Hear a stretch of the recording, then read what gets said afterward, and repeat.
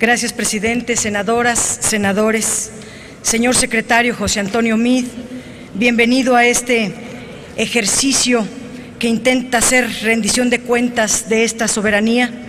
La política exterior mexicana es un asunto de Estado, no solo de gobierno, así lo establece la Constitución de la República. Sin embargo, en estos 11 meses de gobierno, el Ejecutivo Federal ha ejercido una política exterior presidencialista, opaca y subordinada al secretismo, dependiente de la agenda de Estados Unidos y concentrada en satisfacer expectativas de los poderes exteriores, en especial de las grandes multinacionales que alabaron el Mexican Moment como si nuestro país fuera una moda y el primer mandatario un publicista y no un jefe de Estado. Todas y todos sabemos la influencia tan fuerte que nos deja la vecindad con Estados Unidos, las relaciones cargadas de historia y una cultura común con los países latinoamericanos y caribeños, los procesos que se han dado dentro de los diversos organismos internacionales. Todo ello debiera influir en la creación de una agenda multilateral en la cual México debiera ser actor protagónico. Nuestro país tuvo una perspectiva clara y propia hacia dónde caminar en la región y en el mundo. Baste recordar las concesiones que nuestro país otorgó en materia de refugio y asilo político, la condena contundente al belicismo y al expansionismo de Estados Unidos, la aprobación de las zonas libres de armas nucleares del Tratado de Tlatelolco, que le dio a nuestro país el único Premio Nobel de la Paz a manos de don Alfonso García Robles. Hubo una época en la que México era visto como principal interlocutor en América Latina, pero las últimas administraciones se dedicaron a supeditar lo político a lo económico, a actuar como agentes comerciales a favor de los intereses de Estados Unidos. Llama la atención que en el informe que usted presentó no se haga referencia a los principios rectores de la política exterior contenidos en la Carta Magna. Ello refleja que también usted ha subordinado los principios que la guían a un cálculo pragmático de un marcado acento comercial. Se observan dos constantes heredadas de administraciones anteriores: la falta de reacción oportuna y clara en la defensa de los intereses nacionales. Me refiero a la tibia y sumisa reacción que usted y el Ejecutivo mostraron ante los graves casos de espionaje perpetrado por las agencias de seguridad norteamericanas, a su actitud indiferente sobre la militarización de la frontera con Estados Unidos y la posible instrumentación de la reforma migratoria en dicho país, y por si fuera poco, la falta de información y consulta al Senado sobre agendas tan importantes como la Iniciativa Mérida. Son 4 tendencias muy marcadas las que se han perfilado en estos 11 meses de administración peñista. 1. La excesiva presidencialización de las relaciones exteriores. No se le informa al Senado, no se comparten los puntos más complejos de la agenda y se avanza sobre acuerdos claramente anticonstitucionales como la Iniciativa Mérida. Hay tratados internacionales signados por el Ejecutivo Federal que no han sido ratificados por el Senado, que también se ocultan al pueblo de México. El presidente de la República no ha actuado como jefe de Estado frente al gobierno de Barack Obama, sino como subordinado de la Casa Blanca. Aún en los hechos más graves, como el espionaje de Estados Unidos a su persona y a su equipo, Peña Nieto reaccionó sin dignidad.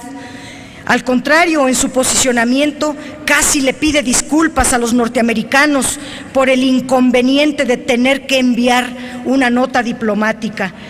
El episodio del espionaje no es una anécdota ni un accidente, es la demostración de la permisividad con la que la actual administración deja operar a las agencias de seguridad norteamericanas y la clara injerencia de Estados Unidos en asuntos internos de nuestro país, como obtener información estratégica sobre el petróleo mexicano. Mientras la presidenta Dilma Rousseff posponía una visita a Washington, en México recibíamos al vicepresidente Joe Biden con la aclaración de su oficina, señor secretario, de que el tema del espionaje no sería abordado en la reunión oficial, no fuera que el visitante se incomodara. Lo que para Rousseff fue una falta de respeto a la soberanía nacional y una grave violación al derecho internacional, a los derechos humanos y a las libertades, para México solo fue un asunto irritante. ¿Cómo podemos tener certeza que el gobierno de la República y su titular van a respetar la privacidad, la inviolabilidad de las comunicaciones privadas de los ciudadanos mexicanos, si ni siquiera frente al espionaje en contra suya fue capaz de actuar como jefe de Estado? 2. La coyuntura en estos 11 meses nos ha demostrado que el gobierno que usted representa ha privilegiado los asuntos económicos y energéticos por encima de asuntos prioritarios para nuestro país. Estamos ante el riesgo de transformarnos en un pozo petrolero adjunto de los Estados Unidos, las potencias occidentales y las grandes compañías transnacionales. Es una vergüenza que el Ejecutivo Federal rechace consultar a la población mexicana sobre la conveniencia o no de reformar el 27 y 28 constitucionales, pero sí consulte antes y pida ayuda a Washington, a Londres, a las petroleras internacionales para impulsar su reforma energética, a cambio de obtener la aprobación y el palomeo de los grandes centros de decisión estratégica. Dentro del informe del proceso de negociación del Tratado de Asociación Transpacífico, el TPP, un tratado oscurantista donde solo los intereses de las multinacionales están en la mesa, en ese informe se encuentra un capítulo que hace referencia a las empresas estatales. Es en ese apartado donde ustedes ofertarán a Pemex, a las petroleras transnacionales, como lo han hecho en sus giras internacionales, señor secretario, al presionar para que se apruebe la contrarreforma energética sin antes consultar a la población mexicana. Ustedes actúan como brokers, como intermediarios de las empresas petroleras. La petrolización de las relaciones exteriores fue establecida por el propio Peña Nieto durante sus giras al exterior, en particular la del mes de mayo pasado en Washington. Los propios medios de comunicación de Estados Unidos destacaron que el tema energético sería abordado de bajo perfil por ambos gobiernos, ya que temían a complicaciones por el tradicional nacionalismo del pueblo mexicano. Ustedes tienen miedo a que la ciudadanía les recrimine que devuelvan la propiedad de los energéticos de México a las petroleras que lo tenían antes de la expropiación petrolera. 3. Hemos tenido una diplomacia contradictoria, casi esquizofrénica. En asuntos donde la soberanía se pone en riesgo, el gobierno decide ocultar, mentir o mostrar docilidad extrema, como las reuniones secretas que han tenido con el gobierno de Estados Unidos. Y en asuntos donde la colaboración internacional puede ser importante para la realidad mexicana, existe un profundo menosprecio. Está el caso reciente del rechazo de la ayuda internacional ofrecida en donativos y asistencia social a las zonas afectadas por las tormentas devastadoras del Ingrid y Manuel. Organizaciones como Oxfam, World Vision y otras se han quejado del menosprecio del gobierno federal a sus ofrecimientos de ayuda y asistencia. ¿Por qué se negó el gobierno de Enrique Peña Nieto a recibir ayuda para los damnificados pobres de Guerrero, Veracruz y Oaxaca? ¿Y por qué sí acepta discrecionalmente, sin informar al Senado, las ayudas de Estados Unidos, como los $5 millones para 8 unidades portátiles de detección de explosivos y solicitó la capacitación de 150 personas al gobierno norteamericano, pero se negó a recibir ayuda urgente para miles de damnificados, muchos de ellos atrapados todavía en los deslaves. Señor secretario, usted se ha reunido con John Kerry y Janet Napolitano para hablar de seguridad. Después de 11 meses, el gobierno federal no logra definir una estrategia de seguridad más allá de su repetido discurso de que ahora ponen énfasis en la inteligencia, pero sabemos que una parte de los apoyos son servicios contratados al sector privado por el Departamento de Estado y, sin embargo, estos servicios no están detallados en los informes que conocemos. Pareciera que disfrazan de ayuda lo que es una estrategia intervencionista claramente.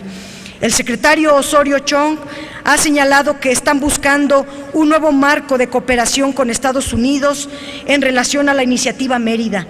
¿Cuántos memorándums de entendimiento existen entre ambos gobiernos y cuáles son los acuerdos que contienen, señor secretario? No han pasado por este Senado de la República.